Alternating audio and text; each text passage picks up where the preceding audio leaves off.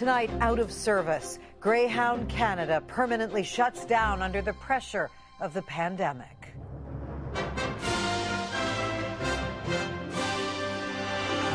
The sudden stop after nearly a century in transit. The writing was on the wall. And the rural riders losing a lifeline. Without the buses, you become isolated. A dangerous new flashpoint in the Mideast crisis.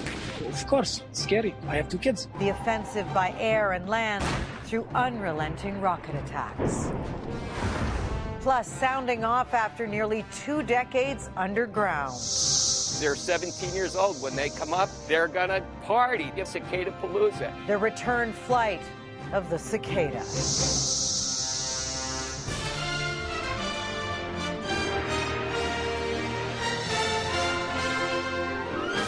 CTV National News with Lisa Laflamme. Good evening. We begin tonight with the end of the road for a transportation giant in Canada. Founded during the economic crisis of 1929, Greyhound Canada survived the Great Depression, but could not outlast this pandemic.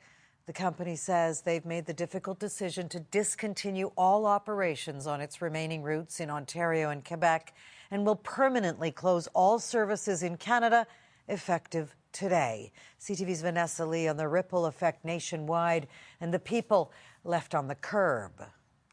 Bus terminals across Ontario and Quebec have sat eerily empty since the pandemic began.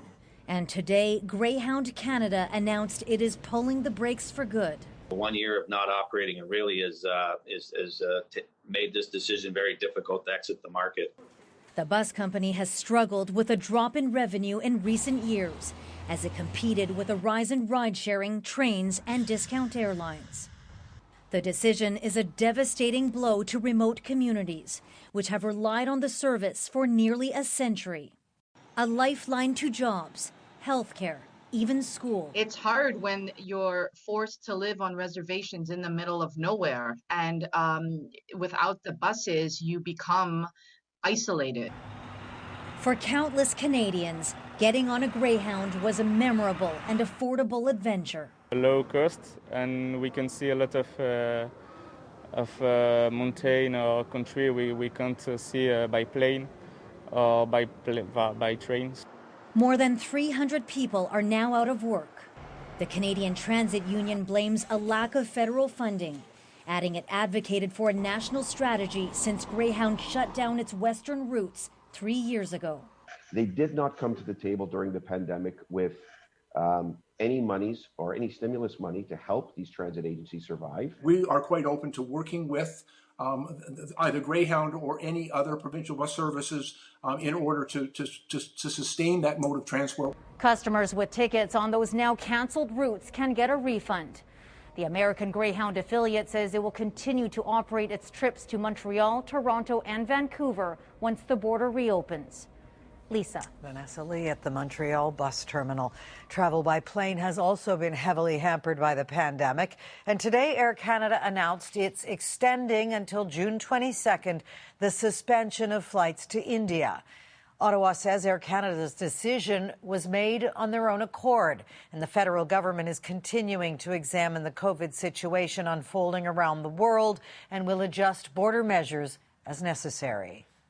Ontario blames Ottawa's lack of border control for allowing variants to spread. Today, Premier Ford extended the stay-at-home order by 2 weeks until June 2nd. We just want to make sure over the next couple of weeks that we get as many people vaccinated as possible. We want to see the numbers go down even further. And good news for Ontario kids 12 and up. They can now book a Pfizer shot at the end of May. I really want to go back to school. Neshkantaga First Nation in Northern Ontario has declared a state of emergency after 3 positive COVID cases were detected. Ontario logged in the most cases today, just under 3,000. Manitoba broke a record with 560 new infections. Overall, 6,600 Canadians tested positive and 58 people died. This pandemic has produced a test of leadership. Every level of government forced to make hard choices and face the consequences. For Alberta Premier Jason Kenney, the ramifications include a straightforward request for his own resignation. Late tonight, 2 dissenters were expelled from the caucus. Alberta Bureau Chief Bill Fortier on the divided party of a province in peril. Hidden under the tarps, repairs are underway to cracks in Alberta's legislative building, and now more visible than ever are the growing fractures within the governing party. United Conservative Party caucus chair Todd Loewen announced he's stepping down. He took direct aim at Premier Jason Kenney in a late-night Facebook post calling on him to resign. On a local radio station, Loewen called out the Premier for canceling recent caucus meetings and ignoring party backbenchers. It just seems like caucus members don't have an opportunity to be heard. There's just a large gap in communication and a huge gap in leadership. It's the culmination of months of internal backlash to COVID-related public health restrictions.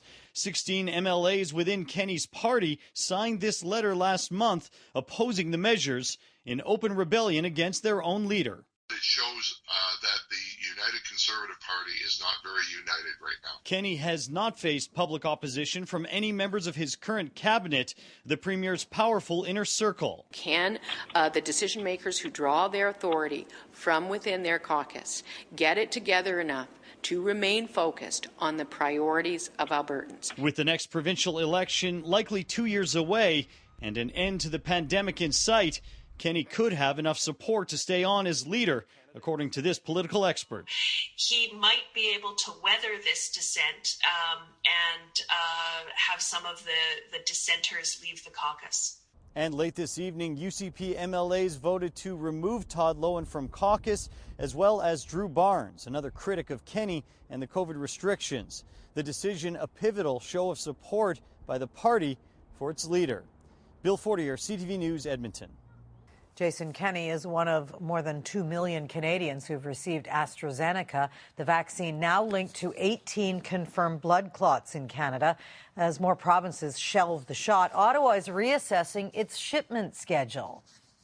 Depending on how and when the provinces want to use them, they can either have them all now, have them on a schedule of delivery. We can hold for a couple of weeks. 9 provinces now, including Quebec and New Brunswick, are altering their use of AstraZeneca. Today, 393,000 Canadians were vaccinated, so almost 16 million have had one dose. Only 1.3 million have had both. In the U.S., if you've had both, you can put away the mask. The president made that announcement today.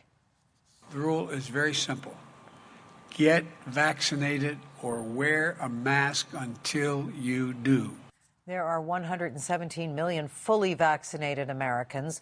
The new guidelines are meant to be an incentive to get the remaining 130 million who still have not had the shot vaccinated. In Israel, where more than half the population is fully vaccinated, there is no inoculation from the violence tonight. More than 100 people have died in a week of clashes, including 27 children. CTV's Joyce Napier has the latest. After a night of Israeli airstrikes on the Gaza Strip, Palestinians bury their dead, children, civilians, and Hamas militants alike, as calls for revenge grow louder. Hamas promising it will continue to launch rockets on Israeli cities. The decision to launch rockets, said this Hamas military spokesman, is easier for us than drinking water. Rockets that sent Israelis running for cover east of Tel Aviv and even catching some unaware, like this man watching television in his living room when one hit his building. Israel's prime minister promising this evening we will extract a heavy price from Hamas. Earlier, hundreds attended the funeral of a 21-year-old Israeli soldier killed by a missile launched from Gaza. Israeli forces gathered at the Gaza border are attacking the Strip from the ground as fears of a full-fledged invasion grow. Prime Minister Benjamin Netanyahu saying Israel's missile defense system, the Iron Dome, has so far intercepted 90% of Palestinian rockets. And the IDF has already attacked hundreds of targets, he said. We will soon exceed 1,000, and we continue to strike Hamas while defending our citizens. But violence has poured over into Israeli cities where Jewish and Arab mobs clashed. Now a curfew is in place. Mobs seen here attacking a man they believe is an Arab. In another town, a Jewish man was attacked by Arab youths. The Prime Minister promising to send in more police and soldiers to keep the peace. Egypt is serving as mediator in this latest escalation. Officials met with Hamas leaders and later held talks with Israeli officials, but the fighting only intensified, Lisa, with Israel ordering the mobilization of an additional 9,000 reservists. Wow, another escalation. All right, Joyce Napier in Ottawa tonight, where the federal government today cleared a path to permanent residency for families who lost loved ones in two major airline disasters, including last year's downing of a passenger plane in Iran. We expect the government of Canada, as they have announced many times in many occasions, to continue to seek transparency, accountability from the regime of Iran, so that way we can find the truth and get some justice. The fiancé of Kuresh Doust-Shenas died when the Ukrainian Airlines flight was shot down by an Iranian surface-to-air missile. The door to Canada is also open to families of the 18 Canadians killed on Ethiopian Airlines Flight 302, which crashed 2 years ago. And in the political scandal that brought down an international children's charity, the Prime Minister today was cleared of ethical wrongdoing. The verdict, however, is not a complete vindication. Annie Bergeron-Oliver explains. Featured prominently in a We Day advertisement and on stage alone and with his family. So proud to be part of We. The Prime Minister's ties to We charity date back years. But while there may be a strong appearance of conflict, the ethics watchdog today said the Prime Minister has not broken any rules. Without an actual conflict of interest, I could not conclude that a contravention occurred. I did not intervene. The Prime Minister came under fire last year for awarding a single-source contract to We Charity for a summer student service program. Caught up in the controversy, We Charity's Canadian operations closed, its donors and overseas activities scrutinized, and the $900 million student program never started. The Liberals continue to help the ultra-rich. There's special access for people close to the Prime Minister. Unlike the Prime Minister and other politicians who participated in We Day events, former Finance Minister Bill Morneau's relationship with the group went further. Today, he was found to have broken ethics rules. I wrote a check in payment of $41,366. Payback for a comped family trip to one of We Charity's overseas projects. The Ethics Commissioner found Morneau gave We preferential treatment and unfettered access to his office. He even wanted to personally deliver news of funding to Craig Kielburger, a man the commissioner revealed today was a friend close enough to brunch at Morneau's home. It's been a key event in the Liberal brand that has impacted public opinion and what Canadians think about both the Prime Minister and the Liberal Party of Canada. In a statement, Morneau repeated he should have recused himself. The Prime Minister, meanwhile, said this report confirms what he said all along, Lisa. There was no conflict. All right, Annie Bergeron-Oliver in Ottawa tonight. Thank you, Annie. Still ahead, the document discrepancy. Claims of systemic racism over delays from Ottawa. Plus, do your part as heroes in your communities to stand up to racism. A Canadian Marvel star kicks off a powerful message.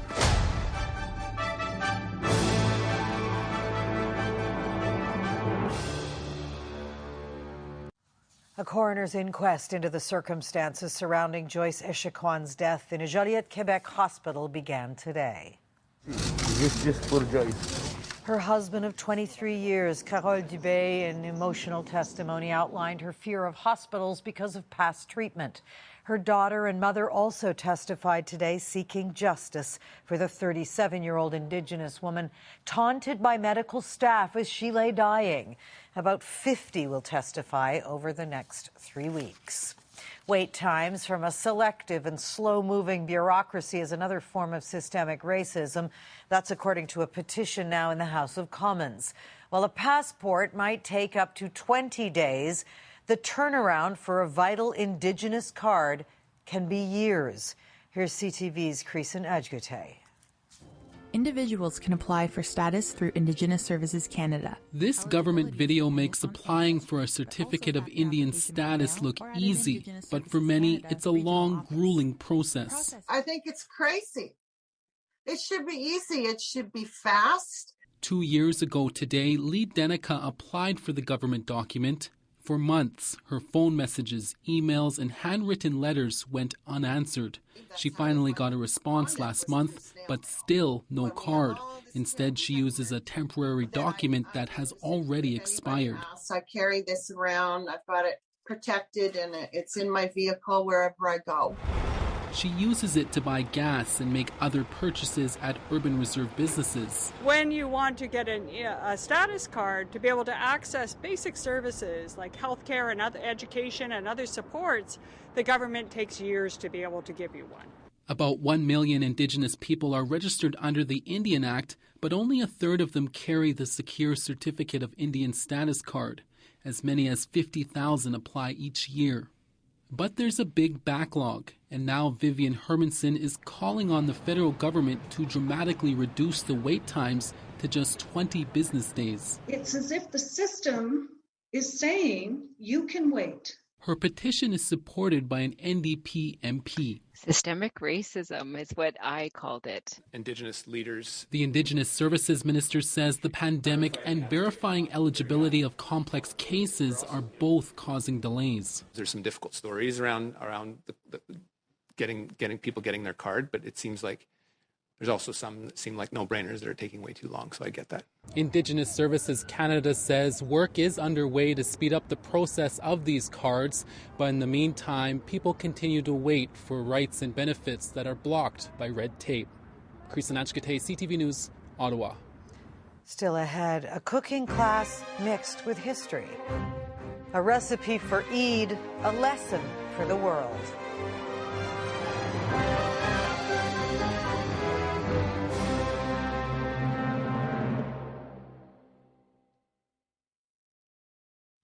With COVID and conflict disrupting the festival of Eid once again this year, Muslims marked this holiday with quiet reflection and muted celebrations. CTV's Marilla Fernandez on finding the joy.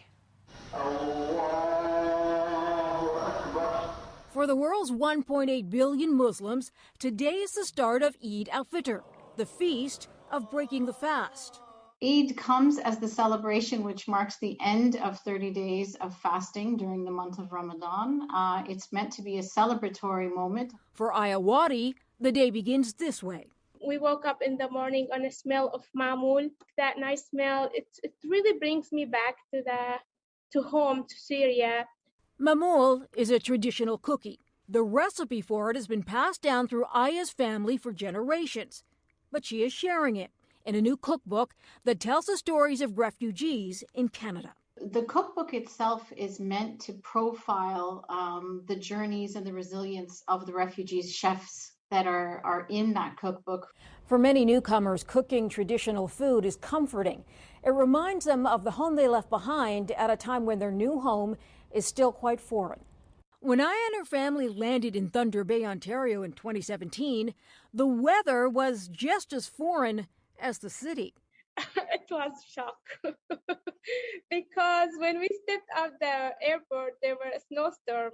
Once the skies cleared, they opened a restaurant to connect with the community and to provide for them. We really want to pay back to the community all the kindness and the love that we received since we came here. The pandemic has downsized Eid celebrations this year, but what it hasn't diminished is Aya's hopes for her future. I'm able to establish a good life here. A life fed by hope, hard work, and heart. Marilla Fernandez, CTV News, Toronto. And showing a whole lot of heart today, Canadian actor Simu Liu shared an important lesson with a group of Toronto students for Asian Heritage Month. Don't let anyone make you feel ashamed to be you. All right, that's the one thing that I wish I could tell the younger version of me, to accept yourself, where you came from, where your parents came from, your heritage and your identity. These things are precious because they're yours. So well said. Liu, of course, is Marvel's newest superhero in the upcoming film Shang-Chi. So today, students working from home dressed up as their favorite superhero to celebrate diversity. And for every hero, there is usually a villain still ahead. An insect invasion. Brood X marks the spot.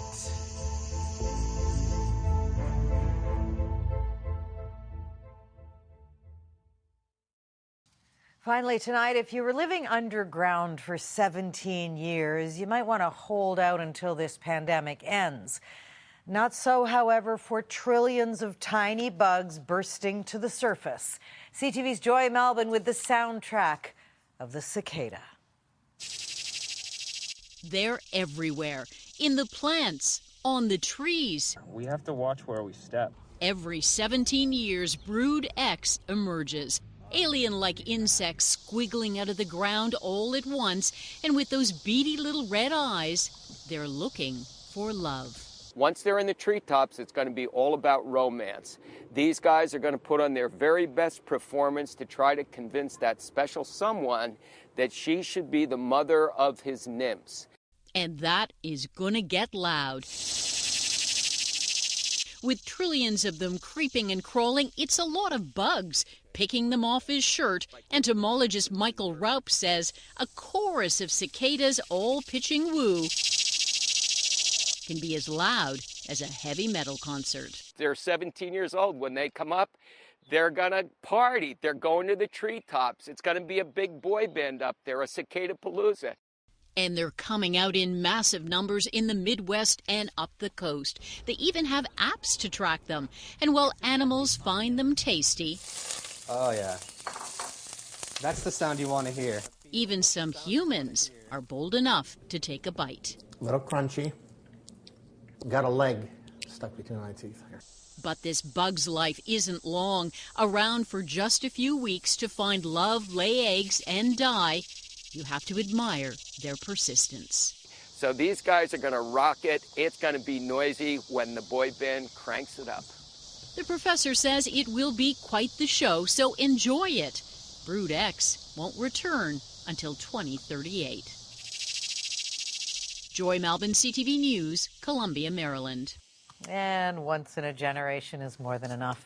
Well, we can't leave you with that annoying sound, so we say goodnight with the help of the Parsboro Citizens Choir in Cumberland County, Nova Scotia, on a hopeful note. Farewell to COVID-19.